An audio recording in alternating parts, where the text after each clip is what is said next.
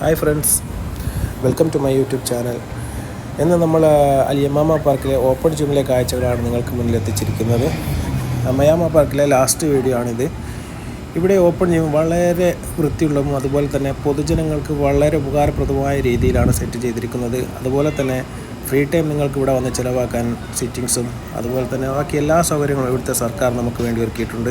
പ്രത്യേകിച്ച് ഇത് പ്രവാസികൾക്ക് വേണ്ടിയാണ് ഇത് സജ്ജീകരിച്ചിട്ടുള്ളത്. ഏറ്റവും കൂടുതൽ ഞാനിവിടെ വന്നപ്പോൾ കണ്ടൊരു കാഴ്ച എന്ന് പറഞ്ഞാൽ ഒരു 90% പ്രവാസികളാണ് ഇവിടെ വന്ന് എക്സസൈസ് ചെയ്യുന്നത്, കാര്യങ്ങളും വർക്കൗട്ട് ചെയ്യുന്നു, എല്ലാ കാര്യങ്ങളും ചെയ്തുകൊണ്ടിരിക്കുന്നത്.